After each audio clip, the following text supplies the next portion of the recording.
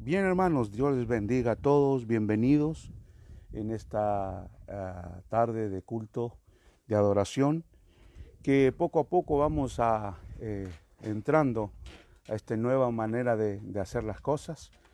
La iglesia siempre debe tener esa capacidad de adaptación, de estar siempre adaptada a lo que Dios pues permita y quiera permitir en estos tiempos. Bienvenidos a todos.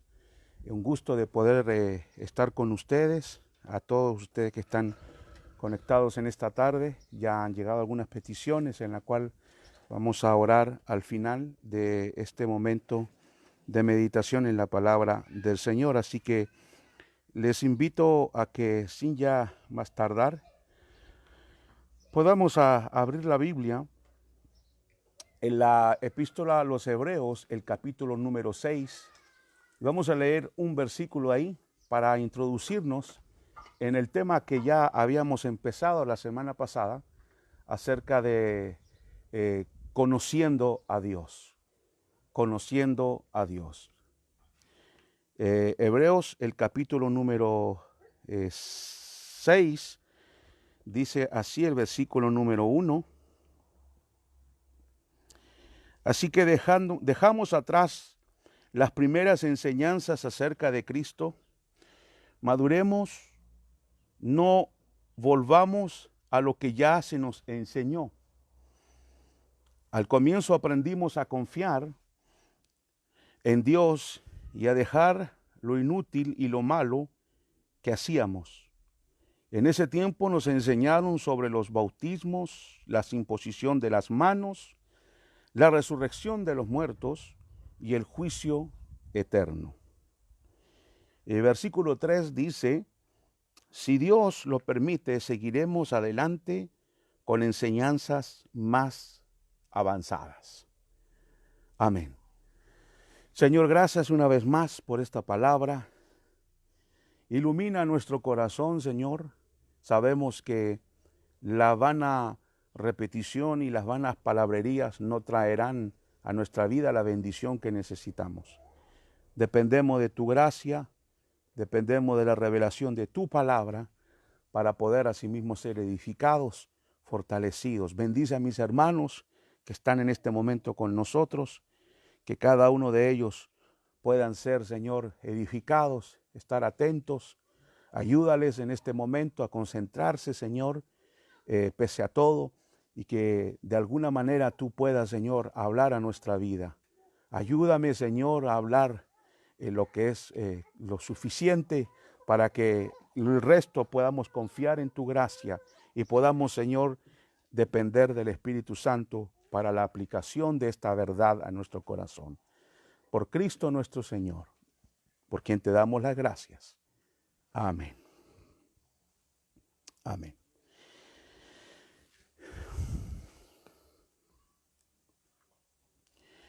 En la última ocasión vimos que Dios es un Dios que quiere ser conocido. Meditábamos con mi esposa esta semana acerca de una verdad quizás que muy poco meditamos en ella, y anote bien esta frase, sería: podemos conocer mucho acerca de Dios sin conocer a Dios. Podemos conocer mucho acerca de Dios sin conocer a Dios. Yo puedo conocer mucho acerca de una persona, puedo leer la historia de algún personaje de la historia sin conocerlo personalmente, sin conocer lo que hay en su corazón, sin que se conozca sus intenciones, lo que le gusta, lo que no le gusta, el color que le gusta, etcétera, etcétera. Entonces podemos conocer mucho acerca de Dios. Eso incluye todo tipo de personas, pasando de los hermanos o personas religiosas más sencillas hasta los más altos teólogos, de que se puede conocer mucho acerca de Dios, y otra cosa es conocer a Dios.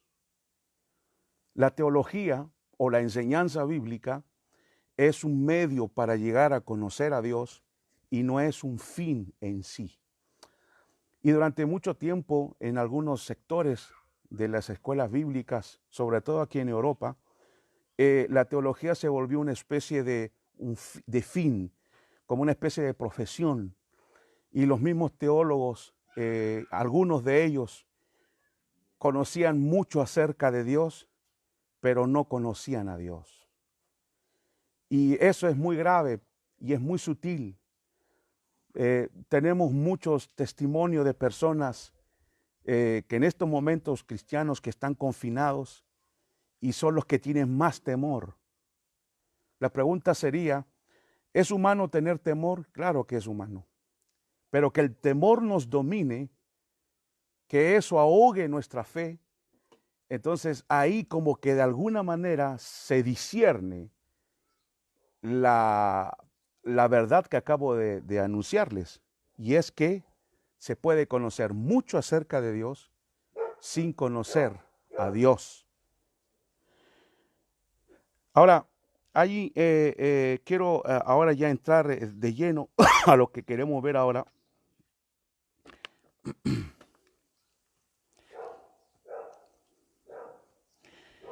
Y es que la Biblia enseña que aquellos que conocen a Dios, sepamos hacer la diferencia, aquellos que conocen a Dios, va a crear en ellos, lo dice la Biblia, usted lo puede leer en Daniel capítulo 11, versículo 32, el profeta Daniel dice, el pueblo que conoce a su Dios se esforzará y actuará. Cuando conocemos a Dios, nos esforzaremos y actuaremos. Produce en nosotros. ¿De dónde viene? De alguna manera, ¿de dónde podemos sacar? ¿A dónde está la fuente, la fortaleza, el ánimo, el deseo de servirle a Dios, el deseo de seguir en los caminos del Señor pese a ir en contra de la corriente de este mundo? ¿De dónde sacamos la fuerza? La sacamos del mismo Dios. Cuando lo conocemos, entonces Él producirá en aquel creyente que va conociendo a Dios de manera profunda, va a producir esfuerzo y actuará. Recuerde cuando Dios llamó a Josué, le dijo, esfuérzate y sé valiente. Oiga bien, muchos lo conocemos de memoria eso. Esfuérzate y sé valiente. Pero ¿quién dijo eso? Usted, hermano que están aquí, ¿quién dijo eso? Dios lo dijo. Pero Josué estaba hablando con Dios. Josué no estaba leyendo un viejo libro acerca de Dios. Estaba hablando con la misma persona de Dios. Y cuando vamos conociendo a Dios de cerca, va produciendo en nosotros el esfuerzo y el actuar, la fuerza de actuar. Muchas veces nos preguntamos como seres humanos de dónde sacamos la fuerza para actuar en la vida cristiana. Pues se saca del mismo hecho, de la misma fuente que es Dios. No se sacan de los libros, se saca de Dios mismo. Repito, la teología o el conocimiento de Dios es un medio para ir a... Él mismo dio el medio que es su escritura, para conocer más o conocer a la persona de Dios. Dios no está interesado en que nosotros solo sepamos acerca de Él. Job tuvo que pasar una experiencia terrible para decir, ahora mis ojos te ven. Antes de oídas te había oído hablar de ti, pero ahora que he pasado por todas estas circunstancias de mi vida, ahora comienzo a conocerte, Dios mío. Esa es la finalidad, repito, la enseñanza, la teología, es el medio para conocer a la persona de Dios. Ahora, igualmente, quienes conocen a Dios, son, Daniel lo dice así, usted lo puede leer en el capítulo 4 de Daniel. Daniel dice que Dios, que aquellos que piensan o que conocen a Dios piensan en grandes cosas acerca de Dios.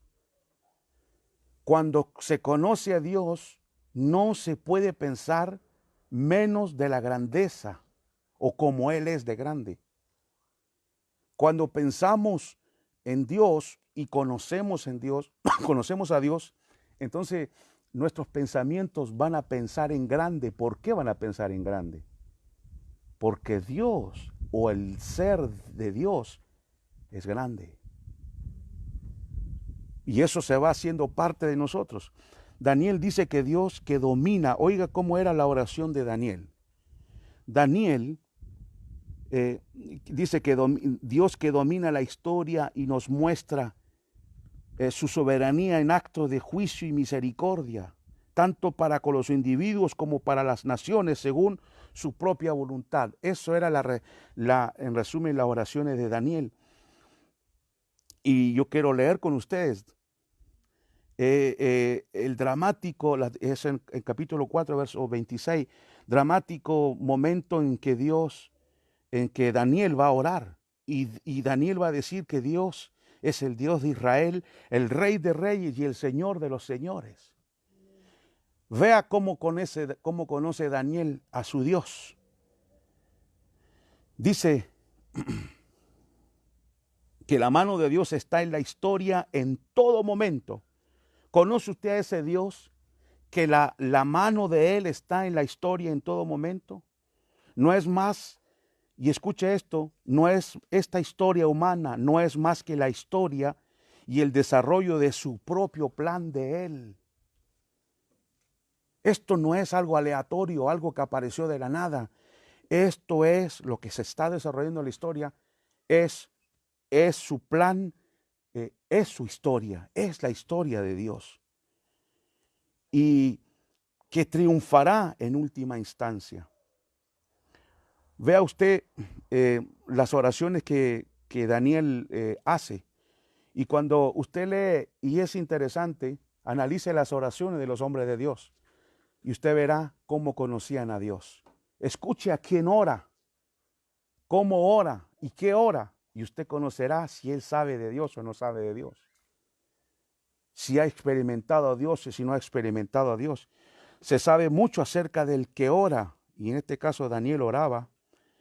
Y decía, sea bendito el nombre de Dios de siglo en siglo, porque suyos son el poder y la sabiduría. Miren la oración de Daniel. ¿Me están escuchando? Luego dice, Él cambia los tiempos y las edades. Miren, hermano, no sé de qué manera llegó este virus a este mundo, donde no sé si es la mitad o más de la mitad de la humanidad que está encerrada en su casa. Afectó el mundo entero. Yo no sé de qué manera ha llegado.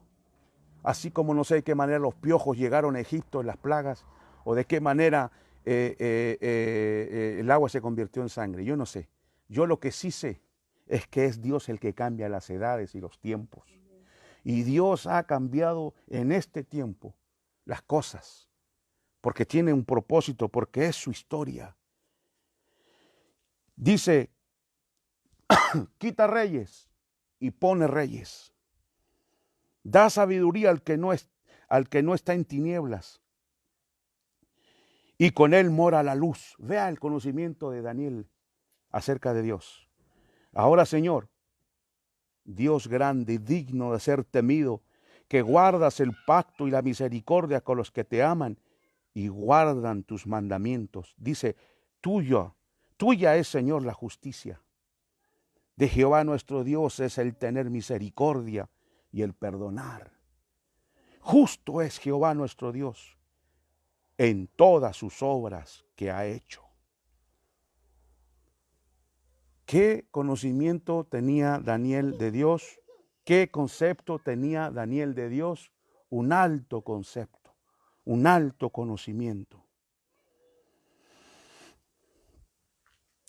Entonces esta es la perspectiva de Dios, de Daniel, que se expresa en sus oraciones. La pregunta es, ¿cómo son nuestras oraciones?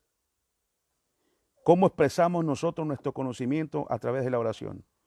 Podemos decir que este tremendo sentido de su santidad, porque Daniel tenía un sentido de santidad de Dios extraordinario, de su perfección moral, de su misericordia, fidelidad, actúan en nosotros, nos mantienen humildes, sobrecogidos, obedientes, como lo fue en el caso de Daniel.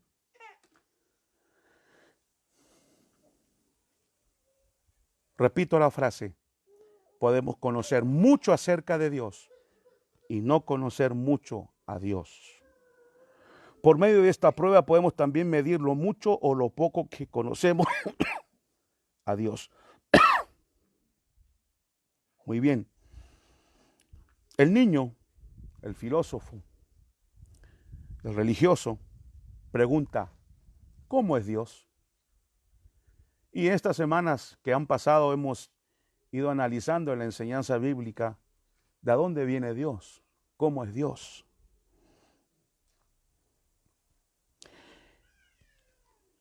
¿Cómo es Dios?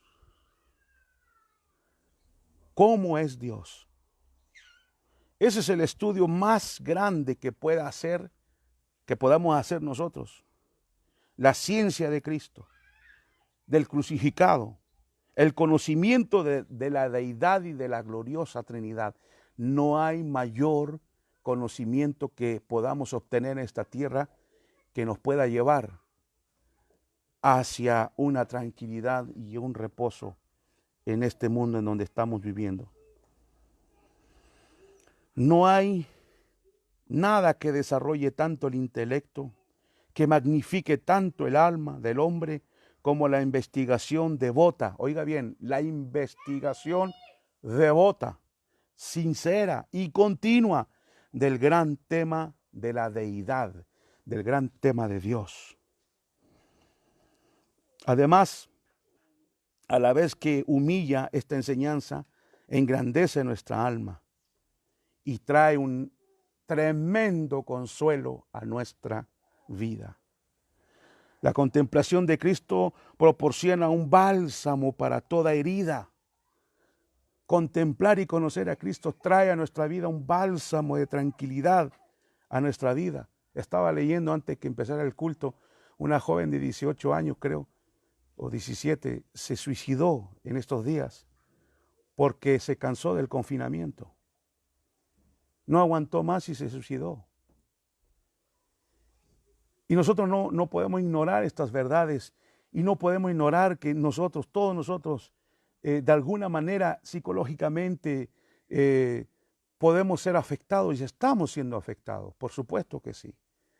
Es la hora y Dios tiene misericordia de nosotros porque en plena tormenta no es la hora de conocer o de empezar a conocer a Dios. A Dios se le conoce antes que lleguen las tormentas. Cuando la tormenta llega, entonces uno ya viene preparado con el conocimiento de Dios.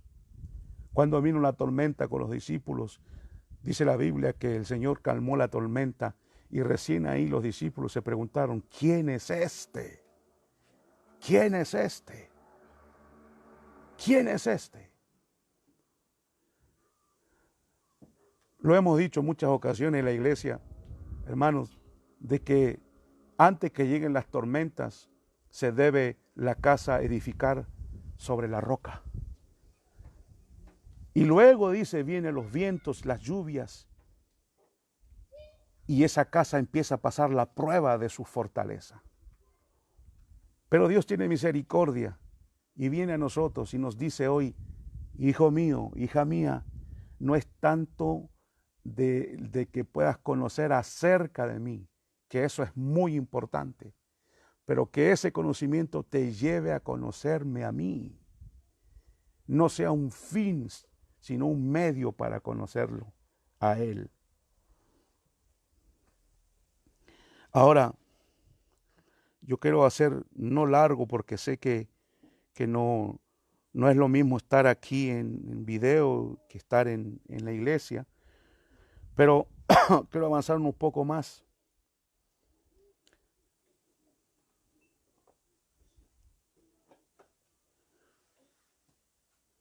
Yo creo que voy a hacer una pregunta que usted misma es obvia de responder, que usted misma responderá. ¿Quieres ahogar tus preocupaciones? ¿Queremos ahogar nuestras preocupaciones? Porque ahora está la preocupación de esto, de lo que estamos viviendo ahora, y vienen las preocupaciones de mañana, de pasado, de la economía mundial. La pregunta es, ¿quieres ahogar tus preocupaciones? ¿Quiere ahogar sus preocupaciones? Por supuesto que usted me dirá, claro, sí, las queremos ahogar nuestras preocupaciones. Entonces, eh, eh, un gran predicador decía que para ahogar para ahogar las preocupaciones, dice lo siguiente: zambúllete, zambúllete en el más profundo conocimiento del Dios gobernador de todo cuanto existe. Lo voy a repetir. Zambúllete en el más profundo conocimiento del Dios gobernador de todo cuanto existe. Zambúllete en Él. Tírate en el mar del conocimiento de Dios para saber cuán grande es el poder de su dominio. Como decía Daniel, Él domina, Él pone reyes, quita reyes, cambia los tiempos. Miren qué conocimiento. Y Daniel estaba escribiendo desde la deportación, no estaba escribiendo en su canapé, ni siquiera estaba en su país, estaba cautivo. Zambúllete en el profundo conocimiento del Dios gobernador de todo cuanto existe. Yo pudiera decirle ahora, hermano, Dios es poderoso, Dios es grande, Dios tiene control. Y yo le pregunto, ¿eso es verdad? ¿Sí o no? Claro, pero vayamos más allá. Vayamos más allá. Repito una vez más, ¿quieres que tus preocupaciones se ahoguen? Zambúllete en el más profundo conocimiento de Dios. Del Dios gobernador de todo cuanto existe. ¿Quieres que tus preocupaciones se vayan ahogando poco a poco? Zambúllete en el más profundo conocimiento del Dios Salvador, quien ama y salva por puro afecto de su voluntad. Zambullámonos un poco ahí, ¿qué le parece? Zambúllete en el más profundo conocimiento de Dios Salvador, quien ama y salva por puro afecto de su voluntad. Mire, vamos a meternos ahora. Piensa en esto. Dios está en su gloria. Nada existe. Él es eterno, Padre, Hijo y Espíritu Santo. Un solo Dios, una sola esencia, tres personas. La una ama a la otra. Y eso es de eternidad en eternidad. Y vamos a ir ahí avanzando en el estudio de que Dios no necesita de nada externo para vivir. Él no necesita de nada ni de nadie. Él es suficiente en sí. Ahora escuche esto. ¿Por qué Dios va a crearnos y salvarnos si Él no necesita de nosotros? ¿Por qué? ¿Para qué? Primero, la Biblia enseña que es para la gloria de su nombre. Segundo, por puro afecto de su voluntad, porque Él quiere compartir. Es tan grande el amor de Dios, es tan inmensa su misericordia, que Él dice, voy a crear a los seres humanos, les voy a llamar iglesia, a los que voy a salvar, y quiero compartir mi gloria con ellos. Les voy a dar una voluntad, lo voy a crear a la imagen y semejanza mía, no los voy a crear robots. Luego el hombre cae y usted piensa en esto, ¿está obligado Dios a salvar a los seres humanos? No, la Biblia dice que Dios no perdonó a los ángeles que cayeron, los reservó para el juicio final, para el juicio del gran día. Ningún ángel caído Dios perdonó, ni le dio chance de arrepentirse a ninguno. Eso es la justicia de Dios. Y si nosotros hemos pecado, también tenemos que pasar por la misma sentencia, porque Dios es un Dios justo. Pero Él no lo hace. Él quiere mostrar un atributo de Él que es misericordia. ¿Y por qué me salva? Porque tengo la cara linda. Porque yo pensaba en Dios antes. No, por puro afecto de su voluntad. Vea cuando usted se empieza a zambullir en esa verdad, qué extraordinario Dios de amor tenemos. Amén, hermanos. Amén, hermanos, aquí. Amén. Que hay dos iglesias, una que está aquí, la otra que está del otro lado del teléfono. Zambúllete en lo más profundo conocimiento del Dios Trino, cuyas personas actúan unidas a nuestro favor. ¿Puede pensar esto? El cielo está a tu favor. El cielo trabaja a tu favor. El cielo se unió para salvarte. El cielo se ha propuesto, dice, en el Hijo de salvar al hombre. El cielo se ha propuesto de hacernos a la imagen del Hijo de Dios, dice Efesios. El Padre prepara la salvación, el Hijo la realiza y el Espíritu Santo la aplica al corazón. ¿Quieres ahogar tus dificultades, tus problemas que estamos enfrentando? Zambúllete en lo profundo el conocimiento de Dios sobre su infinitud, su eternidad, su inmutabilidad, es decir, que Él nunca cambia, no hay alteración en Él, no hay sombra de variación. Voy a repetir, zambullámonos en el conocimiento de su infinitud. Infinitamente grande es Dios. Hermano Andrew. Dígame, hermano Andrew. Amén. Infinitamente grande. Dice, su inmutabilidad, desde que Dios es Dios, no ha habido en Él ninguna sombra de variación. Su carácter es todopoderoso, sus perfecciones, su carácter moral. Zambúllete en sus manifestaciones innumerables en la historia. No sé cuánto tiempo llevo hablando. Si me pueden decir, porque iba a poner un reloj, pero me olvidé.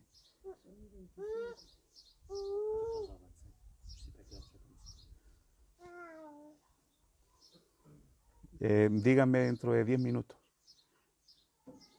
Zambúllete en el más profundo conocimiento de Dios con respecto a su veracidad. Dios no miente. Dios no miente. Zambúllete en su fidelidad. Dios es fiel. Zambúllete en su bondad. Métete en las profundidades de la palabra a estudiar su bondad, su fidelidad, su paciencia, su longanimidad, su justicia. Miren, todas estas cosas están en el mar del conocimiento. ¿Puede usted cerrar los ojos ahora, imaginarse, ya que no podemos ir al mar, tirarnos en un mar donde es el conocimiento de Dios? Tírese de cabeza. Y se metió para adentro.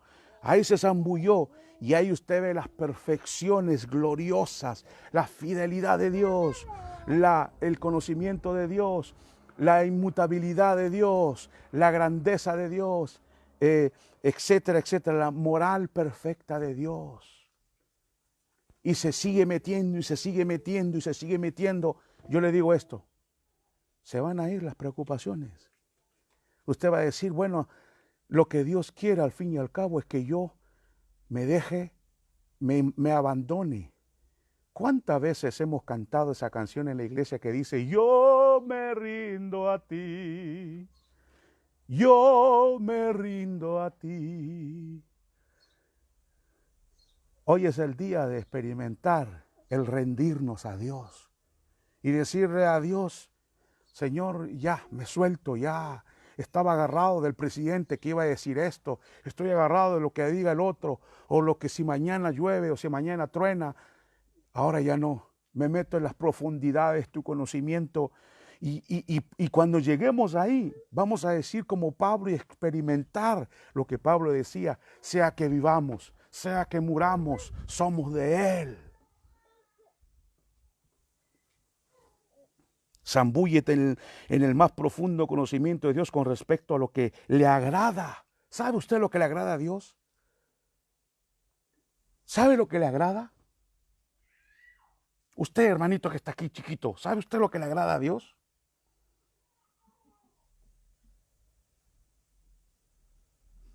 Hermano Natanael, ¿sabe lo que le agrada a Dios? Hermana mía, ¿sabe lo que le agrada a Dios? Y aquí a los hermanos que tengo, hermana Angélica, ¿sabe lo que le agrada a Dios? Hermana Ani Ortiz, ¿sabe usted lo que le agrada a Dios? Hermana Eugenia, ¿sabe lo que le agrada a Dios? Hermana Rina, hermana Flor de Sable, no, hermana Silvia, hermana Loida, Flores, ¿sabe usted lo que le agrada a Dios? Hermana Liliana Guiar, ¿sabe lo que le agrada a Dios? Rosita Arenas, ¿sabe lo que le agrada a Dios? Voy más allá, se ha metido en las profundidades de Dios para saber lo que le agrada. ¿Sabe lo que no le agrada? ¿Sabe lo que no le agrada?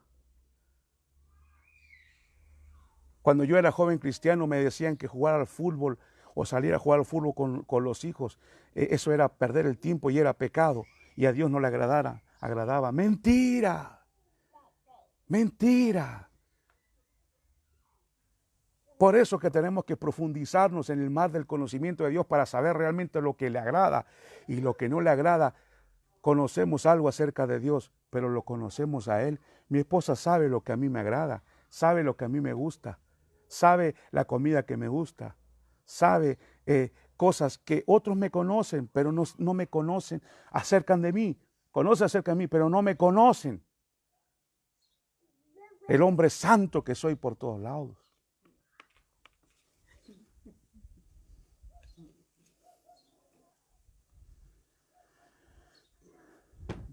En la profundidad de saber del conocimiento de Dios. Creo que ayúdenme ustedes, ¿cómo se llamaba aquel que puso las manos sobre el arca del pacto?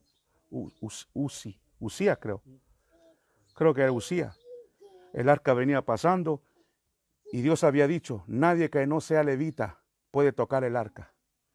Y cuando vio el arca pasar y los bueyes tambalearon, la cosa es que el arca se iba a caer. Y este hombre mete las manos ahí para que no se caiga. Él estaba queriendo resguardar el arca del pacto. Y uno dice, ¿quién no haría eso? Y Dios lo mató. Y uno dice, qué cruel es Dios. No, es que no lo conocen. No sabemos lo que le agrada y lo que no le agrada. Dios dijo, y punto, ninguno que no sea levita. ¿Ven que poco conocemos a Dios? Israel no conocía a su Dios cuando Jesús vino. Israel estaba más perdido con tiro al aire. No entendía y no conocía. Y yo les digo, estaban tan perdidos que ahí mismo estaba Dios con ellos y no lo reconocían. No conocían a Dios. Habían oído hablar acerca de Dios, pero no lo conocían a Él. Zambúllete en el profundo conocimiento de Dios con respecto a lo que le agrada, lo que le ofende, lo que le despierta su ira, lo que apacigua su ira, lo que le da satisfacción y gozo. ¿Sabemos eso? ¿Conocemos eso? Si todas estas perfecciones de Dios, porque la ira de Dios es una perfección de Él, su santidad también es otra. Si todo esto fuera familiar para nosotros, hermanos, honestamente las preocupaciones pasarían en segundo y en tercer lugar. Uno no entiende cómo Pablo fue tanto golpeado, maltratado y no lo paraba nadie y seguía adelante.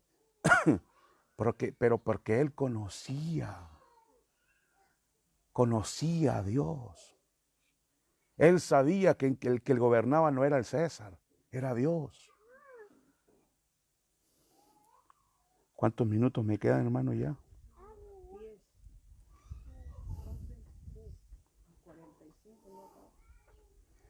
Ok.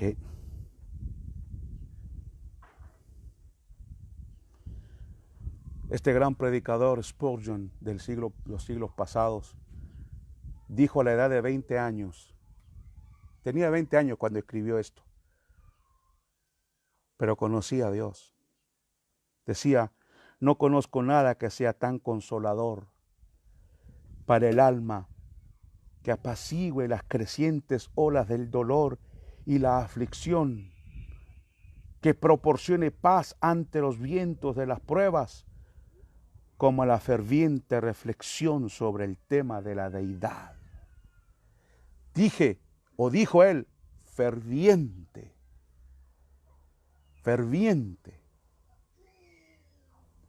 No conozco nada que sea tan consolador. No necesitamos ser consolados ahora.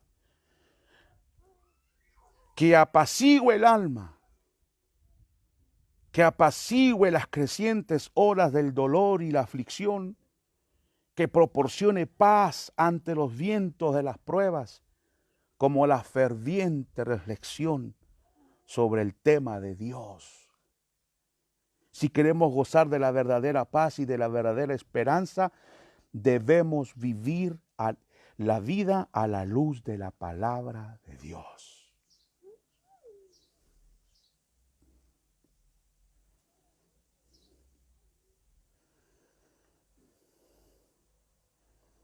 El descuido del conocimiento de Dios puede ser fatal para nosotros. El que descuida el estudio de Dios se sentencia a sí mismo a transitar por la vida dando tropezones, errando el camino como si tuviera los ojos vendados, sin el necesario sentido de dirección que debe tomar en la vida y sin comprender lo que ocurre alrededor de él. Lo voy a leer de nuevo porque esto sí que es interesante.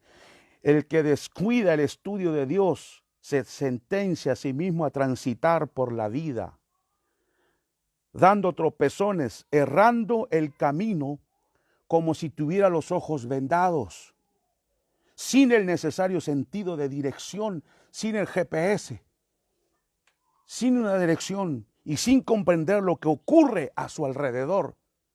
¿Cuántas cosas he escuchado yo? Ayer el pastor general de nuestra iglesia les preguntaba a los pastores, ¿qué opinan ustedes? ¿Qué es lo que estamos viviendo? Algunos de ellos dijeron, ya llegó el fin. Otros dijeron, el anticristo aparece dentro de 2 horas o algo así. Pero no es eso. ¿Qué está pasando? ¿Qué está pasando? Y voy a decirlo de esta manera, nada de extraordinario de lo que Dios ya había dicho. Jesús dijo que todo esto iba a acontecer. Y que nosotros debemos adaptarnos a las situaciones que vamos a ir viviendo. Esto va a cambiar, el mundo está cambiando, hermanos. Va a haber un antes y después, usted verá, todo va a cambiar. Pero no va a ir mejor las cosas. Este gran predicador inglés, Martin Lloyd-Jones, decía, el que conoce su Biblia no se extraña de cómo está el mundo. Porque la brújula nuestra es la palabra de Dios. Sabemos que esto iba a acontecer. Y el Señor dijo, no se turbe vuestro corazón. Cuando veáis todas estas cosas, no se turbe vuestro corazón. Creed en Dios, porque Él sabía que podía fallar la fe. Creed también en mí. En la casa de mi Padre hay muchas moradas. Me iré a preparar. El Señor se fue a preparar morada para sus hijos. Y que este mundo no se va a arreglar. Oigan bien, yo he visto publicaciones en internet que dicen el mundo necesita pedirle perdón a Dios. No, el mundo no necesita pedirle perdón a Dios. Otros dicen el mundo necesita arrodillarse y reconocer que han hecho cosas malas y que tenemos que cambiar, arreglar la naturaleza. No. El mundo no necesita eso. El mundo necesita arrepentirse de sus pecados y reconocer que Jesucristo es el único Salvador del mundo. Los millones de musulmanes deben reconocer a Jesucristo como Señor y Salvador, el único camino, no hay otro. Los políticos de este mundo deben reconocer que no hay otra verdad fuera de Cristo. Eso es un verdadero arrepentimiento. Pero no hablemos de religión, hablemos de que si es que no nacimos de nuevo, no entraremos en el reino de los cielos.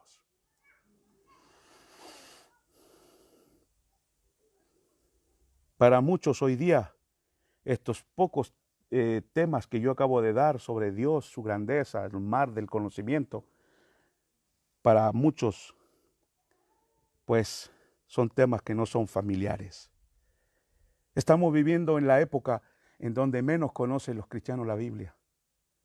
Yo le pregunto dónde están esos predicadores falsos que hacían tantos milagros, según ellos. ¿Saben dónde están? Aquellos que decían que el año 2020 es el año que Dios hará que seas prosperado. Este es el año que Dios tiene grandes cosas para ti. ¿Dónde están esos mentirosos hoy día? Yo le voy a decir dónde están. Están encerrados en sus casas con una mascarilla, asustados de no morirse. Y ojalá el pueblo de Dios abra los ojos para ver quién es quién hoy día. Quién enseñaba la verdadera ciencia de Dios y quién no la enseñaba. Decía uno de los pastores que yo conozco, él decía, el mundo no está hecho de si tú eres fiel, Dios. Si tú eres bueno, Dios entonces va a ser bueno contigo. Si tú le obedeces, no te va a pasar nada en esta tierra. No es así, no es blanco y negro.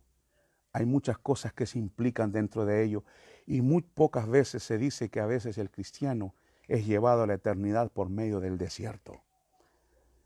Hay hermanos nuestros que en estos momentos ya fallecieron y se fueron con el Señor por medio de esta enfermedad. Ojalá que ningún loco aparezca en internet apareciendo y diciendo que murieron porque le faltó fe. Pero ya sabrá, y se lo digo de antemano, cualquiera que diga eso es un mentiroso. Pero Dios está avergonzando a todos esos mentirosos, a todos esos que decretaban que este año iba a ser el año de falso. Por eso digo, y ya voy terminando, que esta generación es la que menos conoce estas verdades que acabamos de ver, de manera breve. Pero no siempre fue así. En un pasado muy lejano, el catecismo de los niños y adultos de la iglesia debían aprender estas verdades que yo acabo de decirles. Por ejemplo, usted, si busca en el catecismo breve de Westminster, encontrará una pregunta que se le hacía a los niños. ¿Qué es Dios? ¿Y sabe lo que respondía el niño? ¿Qué me responde usted si yo le pregunto qué es Dios? El niño respondía, eso está en el catecismo menor, Dios es espíritu, infinito, eterno, inmutable en su ser, sabiduría, poder, santidad, justicia, bondad y verdad. Le preguntaba a un niño a usted, Mía, ¿qué es Dios? Y le enseñaban esa verdad. Dios es espíritu infinito, eterno, inmutable, lleno de sabiduría, santidad, justicia, bondad y verdad. Y esos son los atributos que acabamos de ver, o algunos puntos que acabamos de ver acerca de la ciencia de Dios, pero que no son conocidos hoy día por la iglesia. Y entonces cuando viene algo dicen, es el diablo, es este otro. ¿Y qué si es Dios? Que es Dios que permite esto. Y por cierto, fue Él el que lo permitió. Nada sucede así. O sea, que si usted ve caer una hojita aquí del árbol, lo permitió Dios. Un gran teólogo que le recomiendo que compre sobre su teología sistemática llamado Charles o Carlos Uge, decía que probablemente la mejor definición de Dios jamás escrita por el hombre es la que acabo yo de decir. ¿Qué es Dios? Que los niños la conocían.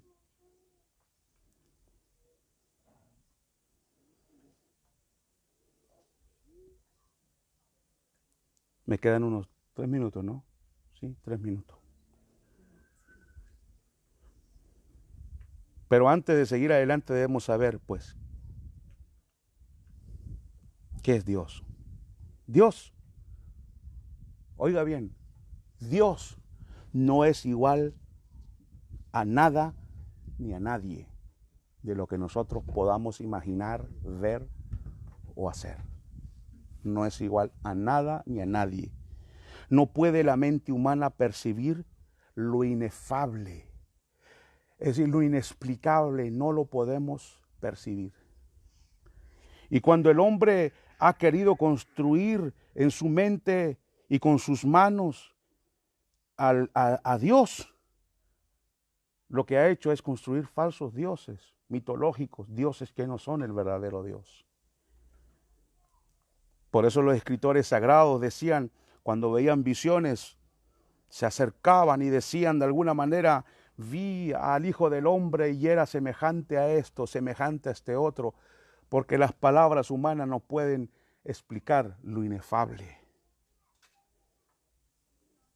Cuando intentamos imaginarnos a Dios, ya estamos cayendo en idolatría, porque no podemos imaginarnos a Dios. Va mucho más allá de nuestra comprensión.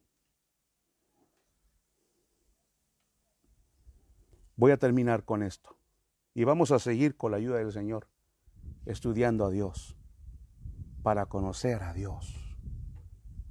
Y nos ayudará a mitigar nuestras preocupaciones y a depender más de Él.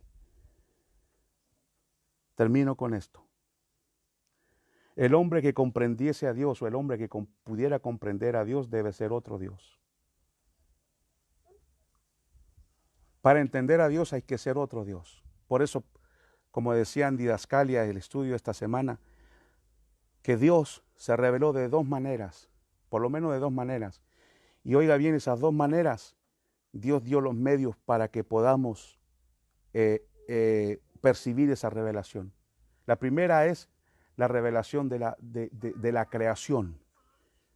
Y lo segundo es la revelación especial que es su palabra. Y en las dos revelaciones necesitamos ojos. Ojos para ver la creación y ojos para leer la revelación. Y Él nos los dio los ojos para verlo y para leer y estudiar. Pero el hombre o el que comprenda a Dios tiene que ser otro Dios. Jesús no es otro Dios, Él es el único Dios, pero es una persona diferente al Padre. Él entiende al Padre, por eso es Dios. Termino con Job 11, verso 7. ¿Alcanzarás tú las cosas profundas de Dios? Es una pregunta que se le hace a Job. ¿Alcanzarás las cosas profundas de Dios? ¿Alcanzarás el propósito del Todopoderoso? Es más alto que los cielos. ¿Qué puedes tú hacer? Es más profundo que el Seol. ¿Qué puedes tú saber? Su dimensión es más extensa que la tierra y más ancha que el mar. ¿Cómo podemos comprender al incomprensible? ¿Cómo podemos tocar y probar al inalcanzable? Nosotros. Y eso es lo que vamos a ir viendo en la próxima ocasión, si Dios lo permite, que Dios sí se reveló. Quiera Dios, hermanos, que entendamos que nuestra fe depende de ese conocimiento de Dios. Poco conocimiento de Dios, nuestra fe será una fe enclencle, una fe que puede caerse en cualquier momento. Y como les dije, y les quiero terminar con esto, denme un minuto. Una vez un hombre fue un cristiano, un hermano cristiano fue con su esposa al teatro.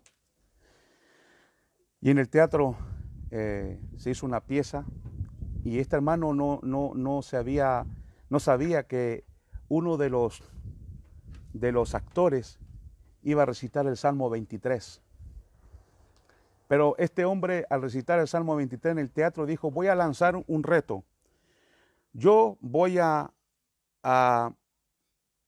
recitar el Salmo 23 como poeta y reto a cualquiera de ustedes que lo haga mejor que yo. Y entonces él recitó como un poeta: Jehová es mi pastor, nada me faltará, en lugares delicados pastos me hará descansar. Y lo repitió y todo el mundo aplaudió porque lo hizo de una manera tan bien. Y entonces él dijo: ahora lanzo un reto, ¿quién lo puede hacer mejor? Y este hermano no perdió la oportunidad, levantó la mano y dijo: yo. Bueno, pase usted adelante, repita el Salmo. Y entonces este hermano repite el Salmo, no era actor, y empieza a decir: Jehová es mi pastor, nada me faltará. En lugares delicados pastos me hará descansar, junto a aguas de reposo me pastoreará. Cuando terminó de repetir el Salmo, había gente que estaba llorando. Nadie aplaudió, pero todos fueron conmovidos. Cuando terminó y bajó del estrado, el actor dijo: ¿saben? La diferencia entre él y yo es que yo conozco el Salmo y él conoce al pastor del Salmo. Podemos conocer el Salmo 23 de memoria sin conocer al pastor de ese Salmo. El eunuco iba camino volvía a su país y Esteban se acercó a él porque él iba leyendo Isaías. Y Esteban le dijo, Felipe le dijo, ¿entiendes lo que lees? Y él dijo, no, si nadie me explica no entiendo. Leía Isaías 53, molido fue por nuestros pecados, el castigo de nuestra paz fue sobre él. Él lo leía, pero no entendía. Oiga bien, lo leía, pero no conocía al que había sido molido por sus pecados. Y esta vez termino con una experiencia que a mí me pasó. La familia Antoniak son de Polonia. En nuestro departamento, o el departamento francés, ellos iban a estudiar la palabra de Dios. Uno tendría 70 años, el otro tenía 80. Todas las mañanas, a las 9:30 de la mañana, estaban en la clase. Y yo tenía que enseñar en esa clase, y ahí estaban los primeros. El hermano Antoniak, jamás me olvidaré de él. Pelo blanco, alegre, le gustaba hacer chistes. Su esposa también muy alegre. Un día enfermó el hermano Antoniak. Fue llevado al hospital y sabíamos que no le quedaban muchos días de vida. Fuimos a visitarlo, oramos con él y a las pocas semanas falleció. Fui al entierro y la familia de él nos contaba que cuando él, la enfermera que le cuidaba en la noche, cuando él estaba a segundos de morir, la enfermera dijo, es extraño porque él justo antes de morir levantó una mano, miró para arriba y dijo, Jesús. Y se fue. Lo conocía a Jesús. ¿Usted conoce a Jesús?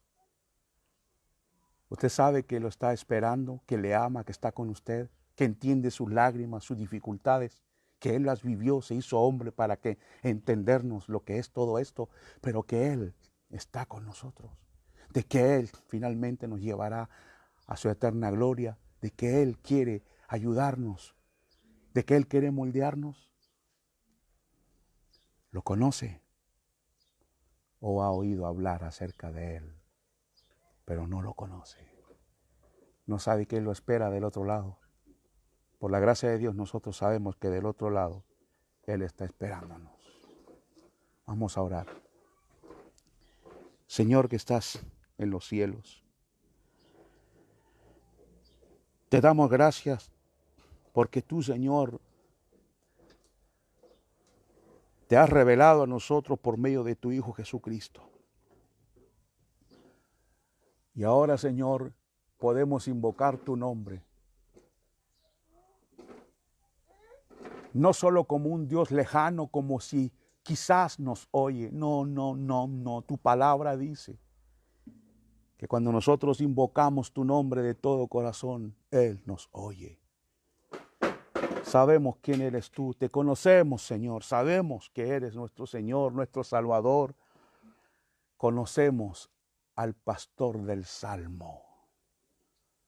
Yo lo conozco.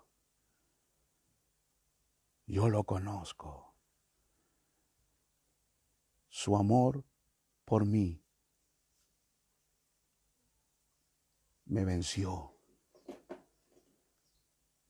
Vi el Calvario, lo vi crucificado por la fe y me vi diciéndole, Señor, por ese amor que tú mostraste por mí, te quiero servir todos los días de mi vida, cueste lo que cueste, porque te conozco. Yo sé quién es mi Jesús. Yo sé quién es mi Salvador. Yo sé. Y como Pablo decimos, yo sé en quién he creído, que es poderoso para guardar nuestro depósito. Yo sé en quién he creído, que basta una palabra de Él para resucitar a todos aquellos que murieron en Cristo. Yo sé quién es Él, que cuando su nombre se pronuncia en los desiertos cambian en oasis. Yo sé quién es Él. Yo conozco a Jesús. No es el pequeño Jesús de Francia. No es el Jesús que quedó crucificado en una cruz, en una iglesia por ahí. El Jesús mío fue crucificado, fue enterrado, pero resucitó de entre los muertos. Mi Jesús está en los cielos, sentado a la diestra del Padre. Mi Jesús reina sobre todas las cosas. Mi Jesús venció a las tinieblas, venció a Satanás y a todos los brujos de este mundo y a todo el infierno que pueda levantarse contra la iglesia. Sí, mi Jesús venció a los reyes. ¿Por qué se levantan los reyes contra el Hijo de Dios? Dice tu palabra. ¿Qué importa? El que está en los cielos se reirá de ellos. Él es mi Cristo y Él sabe y puso una fecha de nacimiento en mí y una fecha de vencimiento. Y cuando vayamos y partamos de esta tierra, no nos iremos a la nada.